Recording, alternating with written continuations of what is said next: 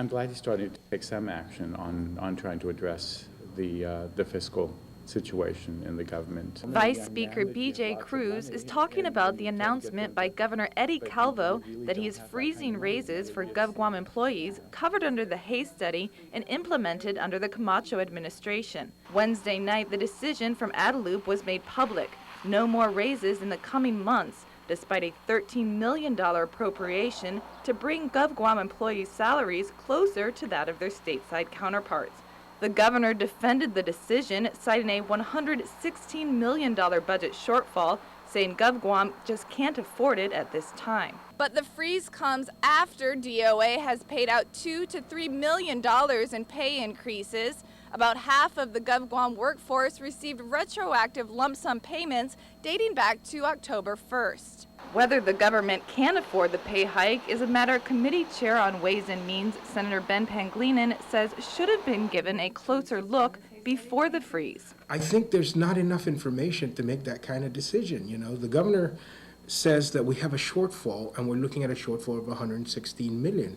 I think he's got to put his cards on the table and tell us where those shortfalls are going to occur. For Pangilinan, the suspension of the Hay study could have possibly been avoided by examining the budget and making necessary adjustments. Without mentioning names, Governor Calvo, before Island Rotarians, addressed the notion that the government is not in such dire straits as to warrant a halt on the pay increase. There was another public servant that mentioned a little bit earlier in the media that I was exaggerating on the issues that are affecting the financial affairs of this government.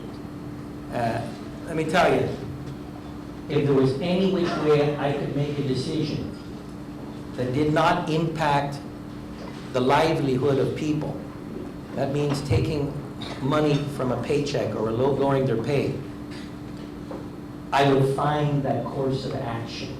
A course of action that other senators, like Republican Mana Silver Tyrone, are endorsing wholeheartedly. Absolutely. We need to make sure that our health care system is on good standing. We need to be able to make sure that our education system is running and operational, and we can't be spending so frivolously at this point.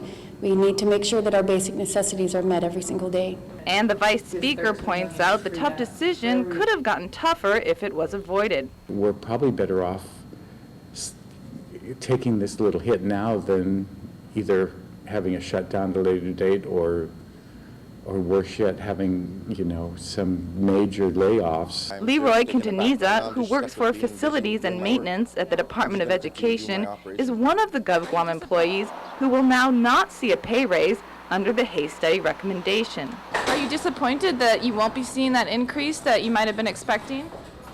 No, it's always that way. We just gotta move with the flow. We still gotta service the kids, and the kids are our customers. A go-with-the-flow attitude other GovGuam employees may not share, but for now will have to accept. Reporting for Guam's News Network, I'm Lanny Walker.